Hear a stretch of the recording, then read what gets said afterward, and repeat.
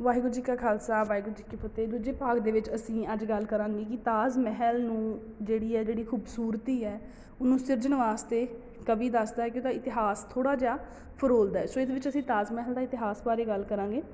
ਕਵੀ ਕੀ ਕਹਿੰਦਾ ਸੁੱਤੇ ਏਸ ਚੌਗਿਰਦੇ ਅੰਦਰ ਮੈਂ ਇਕੱਲਾ ਇੱਕ ਜਗ੍ਹਾ। ਜਦੋਂ ਅਸੀਂ ਵੇਖਿਆ ਕਿ ਜਮਨਾ ਦਾ ਸਾਰਾ ਪਾਣੀ ਜਿਹੜਾ ਉਹ ਸੁੱਤਾ ਹੋਇਆ ਆ, ਸਾਰੇ ਦਰਖਤ ਸਭ ਕੁਝ ਜਿਹੜਾ ਉਹ ਸੁੱਤਾ ਹੋਇਆ ਹੈ, ਉਸ ਆਲਮ ਦੇ ਵਿੱਚ ਜਿਹੜਾ ਤਾਜ ਮਹਿਲ ਦਾ ਪਰਛਾਵਾਂ ਵੀ ਜਮਨਾ ਦੇ ਪਾਣੀ ਵਿੱਚ ਸੁੱਤਾ ਹੋਇਆ। ਅਤੇ ਉਸ ਚੌਗਿਰਦੇ ਨੂੰ ਵੇਖ ਕੇ ਕਵੀ ਕਹਿੰਦਾ ਕਿ ਸਾਰੇ ਆਲਮ ਦੇ ਵਿੱਚ ਇਕੱਲਾ ਮੈਂ ਜਾਗ ਰਿਹਾ, ਬਾਕੀ ਸਭ ਕੁਝ ਆਲਮ ਜਿਹੜਾ ਉਹ ਸੁੱਤਾ ਪਿਆ ਹੈ। ਕਹਿੰਦੇ ਜਗ ਰਹੀਆਂ ਦੋ ਅੱਖਾਂ ਮੇਰੀਆਂ ਚੁੱਪ ਵਾਂਗ ਚਿਰਾਗਾ, ਜਿਵੇਂ ਸ਼ਾਂਤ ਚਿਰਾਗ ਜਲ ਰਹੇ ਹੁੰਦੇ ਨੇ। ਕਹਿੰਦੇ ਮੇਰੀਆਂ ਅੱਖਾਂ ਇਸ ਤਰੀਕੇ ਦੇ ਨਾਲ ਜਗ ਰਹੀਆਂ ਨੇ।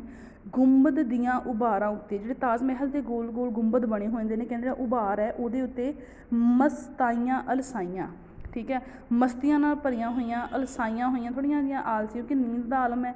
ਇਸ ਤਰ੍ਹਾਂ ਜਿਹੜੀ ਆ ਉਹਦੇ ਗੁੰਬਦ ਦੇ ਉਭਾਰਾਂ ਉੱਪਰ, ਜਿਹੜੇ ਗੁੰਬਦ ਗੋਲ ਗੋਲ ਬਣੇ ਨੇ ਉਹਦੇ ਉੱਪਰ ਮੇਰੀਆਂ ਨਜ਼ਰਾਂ ਫਿਰ ਰਹੀਆਂ ਸਨ ਨਜ਼ਰਾਂ ਮੇਰੀਆਂ ਨਜ਼ਰਾਂ ਉਹਨਾਂ ਦੇ ਉੱਪਰ ਫਿਰ ਰਹੀਆਂ ਸਨ। ਸਵਾਦ ਤਹਿਰਾਈਆਂ, ਅਤੇ ਬੜਾ ਸਵਾਦ ਮਾਣ ਰਹੀਆਂ ਸਨ, ਬੜਾ ਆਨੰਦ ਆ ਰਿਹਾ ਸੀ ਤਾਜ ਮਹਿਲ ਨੂੰ ਵੇਖ ਕੇ।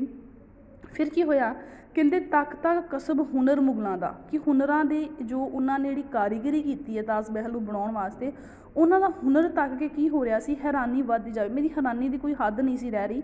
ਮੈਂ ਇੰਨਾ ਹੈਰਾਨ ਹੋ ਰਿਹਾ ਸੀ ਕਿ ਇੱਕ ਬੰਦੇ ਨੇ ਇੰਨੀ ਖੂਬਸੂਰਤ ਜਿਹੜੀ ਚੀਜ਼ ਹੈ ਉਹਨੂੰ ਬਿਆਨਿਆ ਆ। ਕਹਿੰਦੇ ਸ਼ਾਹਜਹਾਨ ਦੇ ਸੋਹਜ ਸਵਾਦ ਨੂੰ ਲੂਣ ਨੂੰ ਪਿਆਸ ਆਵੇ, ਕਿ ਜਿਹੜੀ ਉਹਦੀ ਸੋਹਜ ਸਵਾਦ, ਜਿਹੜੀ ਉਹਦੀ ਆਨੰਦਿਤ ਕਰਨ ਵਾਲੀ ਹੈ ਜਿਹੜੀ ਤਾਜ ਮਹਿਲ ਦੀ ਆਕਿਰਤੀ ਹੈ, ਕਹਿੰਦੇ ਮੇਰਾ ਲੂਣ ਨੂੰ ਸਲਾਹ ਰਿਹਾ ਸੀ, ਮੇਰਾ ਦਿਲ ਕਰ ਰਿਹਾ ਸੀ ਮੈਂ ਇਹਦੀ ਸਲੋਹਣਾ ਕਰੀ ਹੀ ਜਾਵਾਂ। ਇੰਨੇ ਨੂੰ ਕੀ ਹੋਇਆ ਵੀ ਜਦੋਂ ਮੈਂ ਉਹਦੀ ਖੂਬਸੂਰਤੀ ਨੂੰ ਬਿਆਨ ਕਰ ਰਿਹਾ ਸੀ, ਉਹਦੇ ਬਾਰੇ ਦੱਸ ਰਿਹਾ ਸੀ, ਅਤੇ ਇੰਨੇ ਨੂੰ ਕੀ ਹੋਇਆ, ਇੰਨੇ ਨੂੰ ਗੁੰਬਦ ਦਾ ਆਂਡਾ ਟੋਟੇ ਹੋਇਆ। ਜਿਹੜਾ ਗੁੰਬਦ ਦਾ ਉੱਪਰ ਜਿਹੜਾ ਬਣਿਆ ਗੋਲ ਜਿਹਾ ਆਂਡਾ ਸੀ, ਉਹਨੇ ਸਿਰਫ ਉਹਨੂੰ ਮਤਲਬ ਪ੍ਰਤੀਕ ਰੂਪ ਵਿੱਚ ਵਰਤਿਆ ਕਿ ਆਂਡਾ ਟੋਟੇ ਹੋਇਆ। ਜਿਵੇਂ ਇੱਕ ਪੰਛੀ ਦਾ ਆਂਡਾ ਟੁੱਟ ਕੇ ਡਿੱਗ ਜਾਂਦਾ, ਟੋਟੇ ਹੋ ਜਾਂਦਾ, ਅਤੇ ਉਹਦੇ ਵਿੱਚ ਜੋ ਕੁਛ ਨਿਕਲਦਾ ਉਹਦੇ ਬਾਰੇ ਤੁਸੀਂ ਮਤਲਬ ਸਭ ਕੁਛ ਜਿਹੜੀ ਆ ਉਹ ਛੋਟੇ ਬੱਚੇ ਜਾਂ ਮਿੱਝ ਮਾਸ ਜੋ ਵੀ ਨਿਕਲਦਾ ਹੈ। ਪਰ ਇੱਥੇ ਕੀ ਹੋਇਆ, ਇੱਥੇ ਗੁੰਬਦ ਦਾ ਆਂਡਾ ਟੁੱਟਾ ਅਤੇ ਕੀ ਹੋਇਆ, ਉਹਦੇ ਵਿੱਚੋਂ ਕੀ ਨਿਕਲਿਆ, ਚੀਕਾਂ ਕੂਕਾਂ ਅਤੇ ਫਰਿਆਦਾਂ ਜਾਂ ਅੰਬਰ ਨੂੰ ਛੋਇਆ। ਉਹਦੇ ਵਿੱਚ ਇੰਨੀਆਂ ਜ਼ਿਆਦੀਆਂ ਚੀਕਾਂ ਸੀ, ਕੂਕਾਂ ਸੀ, ਫਰਿਆਦਾਂ ਸੀ, ਜਿਨ੍ਹਾਂ ਦੀ ਆਵਾਜ਼ ਅੰਬਰ ਨੂੰ ਛੋ ਰਹੀ ਸੀ।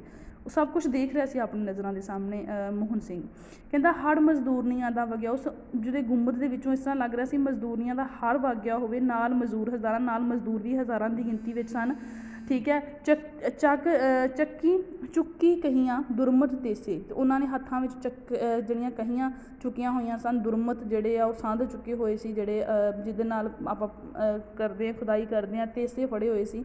ਬੱਜੇ ਵਿੱਚ ਵਗਾਰਾਂ ਵਿੱਚ ਉਹ ਸਾਰੇ ਬੱਜੇ ਹੋਏ ਸੀ, ਪਰ ਉਹਨਾਂ ਨੂੰ ਕੋਈ ਤਨਖਾਹ ਨਹੀਂ ਸੀ ਦਿੱਤੀ ਜਾ ਰਹੀ, ਕੋਈ ਮਜ਼ਦੂਰੀ ਨਹੀਂ ਸੀ ਦਿੱਤੀ ਜਾ ਰਹੀ, ਸਿਰਫ ਵੰਗਾਰ ਅਤੇ ਜ਼ਬਰਦਸਤੀ ਉਹਨਾਂ ਕੋਲ ਕੰਮ ਕਰਵਾਇਆ ਜਾ ਰਿਹਾ ਸੀ। ਕੋਈ ਕਹਿੰਦੇ ਦੁੱਧੀਆਂ ਨਾਲ ਪਲਮਦੇ ਬੱਚੇ, ਕੰਮੀ ਰੁੱਝੀਆਂ ਮਾਵਾਂ, ਜਿਹੜੀਆਂ ਛੋਟੇ ਬੱਚੇ ਸੀ ਜਿਨ੍ਹਾਂ ਦੇ ਬੱਚੇ ਦੁੱਧ ਚੁੰਗਦੇ ਸਨ, ਉਹ ਮਾਵਾਂ ਬੱਚਿਆਂ ਨੂੰ ਦੁੱਧ ਪਿਆਉਣ ਦੀ ਥਾਂ 'ਤੇ ਉੱਥੇ ਕੰਮਾਂ ਵਿੱਚ ਰੁੱਝੀਆਂ ਹੋਈਆਂ ਸਨ। ਅੱਖਾਂ ਵਿੱਚ ਛਲਕਣ ਅਥਰੂ, ਹਿੱਕਾਂ ਦੇ ਵਿੱਚ ਆਹਾਂ, ਉਹਨਾਂ ਦੀਆਂ ਅੱਖਾਂ ਦੇ ਵਿੱਚ ਅਥਰੂ ਘਿਰ ਰਹੇ ਸਨ, ਹਿੱਕਾਂ ਦੇ ਵਿੱਚ ਬੜੀਆਂ ਜ਼ਿਆਦੀਆਂ ਆਹਾਂ ਸੀ, ਬੜੀਆਂ ਚੀਸਾਂ ਸੀ, ਬੜੇ ਦੁੱਖ ਸੀ।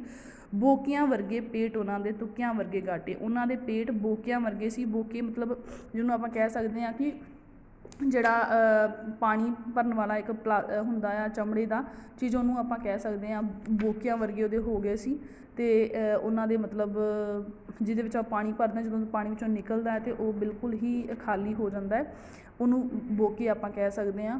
ਇਸੇ ਤਰੀਕੇ ਦੇ ਨਾਲ ਤੁਸੀਂ ਬੋਕੀ ਤੋਂ ਵੀ ਹਿਸਾਬ ਕਿਤਾਬ ਇਹਦਾ ਲਾ ਸਕਦੇ ਹੋ। ਉਹ ਤੋਂ ਬਾਅਦ ਤੁੱਕਿਆਂ ਵਰਗੇ ਗਾਟੇ, ਮਤਲਬ ਉਹਨਾਂ ਦੇ ਜਿਹੜੇ ਤੁੱਕਿਆਂ ਵਰਗੇ, ਕਿ ਜਿਹਨੂੰ ਆਪਾਂ ਇੱਕ ਉਹ ਦੇਖਦੇ ਹਾਂ ਛੱਲੀ ਦਾ ਤੁੱਕਾ ਪਿੱਛੇ ਰਹਿ ਜਾਂਦਾ, ਉਹਦੇ ਵਰਗੇ ਉਹਨਾਂ ਦੇ ਜਿਹੜੇ ਗਾਟੇ ਸੀ, ਗਿੱਟੇ ਹੋ ਗਏ ਸੀ, ਬਹੁਤ ਜ਼ਿਆਦਾ ਸੁੱਕੇ ਹੋਏ ਸੀ, ਬੜੇ ਕਮਜ਼ੋਰ ਸੀ। ਤੁਸੀਂ ਇਹ ਪ੍ਰਤੀਕ ਨੁਮਾਨ ਕਵੀ ਨੇ ਵਰਤਿਆ। ਕਹਿੰਦੇ ਛਾਲੇ ਹੱਥ ਉਹਨਾਂ ਦੇ ਹੱਥ ਕੰਮ ਕਰਕੇ ਛਾਲਿਆਂ ਨਾਲ ਭਰੇ ਹੋਏ ਸੀ। ਪੈਰ ਬਿਆਈਆਂ ਪਾਟੇ, ਜਿਹੜੇ ਪੈਰ ਸਨ ਉਹ ਥੱਲੇ ਜਿਹੜੀਆਂ ਬਿਆਈਆਂ ਸਨ ਪੈਰਾਂ ਦੀਆਂ, ਉਹ ਪਾਟੀਆਂ ਹੋਈਆਂ ਸਨ। ਕਹਿੰਦੇ ਫਿਰ ਵੀ ਕੀ ਕਰ ਰਹੇ ਸੀ, ਇੰਨਾ ਕੁਛ ਤਸ਼ੱਦਦ ਉਹਨਾਂ 'ਤੇ ਹੋ ਰਿਹਾ ਸੀ, ਫਿਰ ਵੀ ਕੰਮ ਕਰਾਉਣ ਵਾਲੇ ਮਾਰ ਕੇ ਫਾਂਟਾਂ, ਜਿਹੜੇ ਸ਼ਾਹਜਹਾਨ ਦੇ ਅਹਲਕਾਰ ਸਨ, ਉਹ ਉਹਨਾਂ ਨੂੰ ਕੋਰੜੇ ਮਾਰ ਕੇ, ਛਾਂਟੀਆਂ ਮਾਰ ਕੇ ਜਿਹੜਾ ਸੀ ਉਹਨਾਂ ਦੇ ਮਾਸੂਮ ਪਿੰਡਿਆਂ ਉੱਤੇ ਲਾਸ਼ਾਂ ਚਾੜ੍ਹ ਰਹੇ ਸਨ।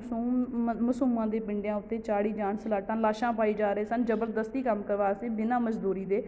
ਕਹਿੰਦੇ ਇਹਨਾਂ ਮਜ਼ਦੂਰਾਂ ਦੀ ਝਾਕੀ ਜਦ ਮੈਨੂੰ ਦਿਸ ਆਈ, ਜਦੋਂ ਮੈਂ ਉਹ ਸੁਪਨੇ ਵਿੱਚ ਸਾਰਾ ਕੁਛ ਦੀ ਖੂਬਸੂਰਤੀ ਵੇਖ ਰਿਹਾ ਸੀ, ਅਤੇ ਜਦੋਂ ਗੁੰਬਦ ਦਾ ਆਂਡਾ ਜਿਹੜਾ ਟੁੱਟੇ ਹੋਇਆ ਤਾਂ ਸਾਰਾ ਇਹ ਝਾਕੀ ਮੇਰੇ ਅੱਖਾਂ ਦੇ ਸਾਹਮਣੇ ਕਹਿੰਦੇ ਮੈਨੂੰ ਦਿਸ ਆਈ। ਨਾਲ ਪੀੜ ਦੇ ਕਲਵਲ ਹੋ ਕੇ ਰੂਹ ਮੇਰੀ ਕੁਰਲਾਈ, ਮੇਰੀ ਜਿਹੜੀ ਰੂਹ ਸੀ ਉਹ ਇਹਨਾਂ ਮਜ਼ਦੂਰਾਂ ਦਾ ਦੁੱਖ ਵੇਖ ਕੇ ਕੁਰਲਾ ਉੱਠੀ। ਕੀ ਉਹ ਹੁਸਨ ਹੈ ਸੱਚਮੁੱਚ?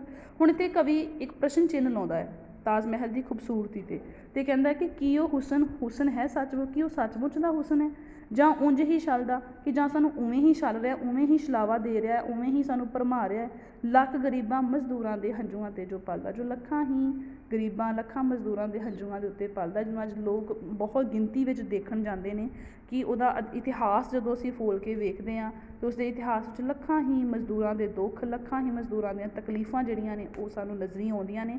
ਇੱਥੇ ਕਵੀ ਇਸ ਕਵਿਤਾ ਦੇ ਰਾਹੀਂ ਸਾਨੂੰ ਜਿੱਥੇ ਤਾਜ ਮਹਿਲ ਦੀ ਖੂਬਸੂਰਤੀ ਦੇ ਬਾਰੇ ਦੱਸਦਾ ਹੈ, ਉੱਥੇ ਨਾਲ ਦੀ ਨਾਲ ਇਸ ਤਾਜ ਮਹਿਲ ਨੂੰ ਜਦੋਂ ਬਣਾਇਆ ਗਿਆ ਸੀ ਉਹਦੇ ਇਤਿਹਾਸ ਬਾਰੇ ਵੀ ਸਾਨੂੰ ਜਾਣੂ ਕਰਵਾਉਂਦਾ ਕਿ ਕਿਸ ਪ੍ਰਕਾਰ ਦੇ ਨਾਲ ਲੱਖਾਂ ਮਜ਼ਦੂਰਾਂ ਨੂੰ ਵੰਗਾਰ ਦੇ ਉੱਤੇ ਸੱਦ ਕੇ ਜਿਹੜਾ ਜ਼ਬਰਦਸਤੀ ਜਿਹੜਾ ਸੀ ਤਸ਼ੱਦਦ ਕਰਕੇ ਉਹਨਾਂ ਦੇ ਕੋਲੋਂ ਇਹ ਕੰਮ ਜ਼ਬਰਦਸਤੀ ਕਰਵਾਇਆ ਜਾ ਰਿਹਾ ਸੀ। ਅਤੇ ਇੱਕ ਪ੍ਰਸ਼ਨ ਚਿੰਨ੍ਹ ਆਉਂਦਾ ਹੈ ਕਿ ਇਹ ਜਿਹੜੀ ਖੂਬਸੂਰਤੀ ਹੈ ਤਾਜ ਮਹਿਲ ਦੀ, ਸੱਚਮੁੱਚ ਦੀ ਖੂਬਸੂਰਤੀ ਹੈ ਜਾਂ ਫਿਰ ਵੈਸੇ ਹੀ ਧੋਖਾ ਹੈ ਜਾਂ ਵੈਸੇ ਹੀ ਛਲਾਵਾ ਹੈ। ਉਮੀਦ ਹੈ ਤੁਹਾਨੂੰ ਸਮਝ ਆਈ ਹੋਏਗੀ। ਵਾਹਿਗੁਰੂ ਜੀ ਕਾ ਖਾਲਸਾ, ਵਾਹਿਗੁਰੂ ਜੀ ਕੀ ਫਤਿਹ।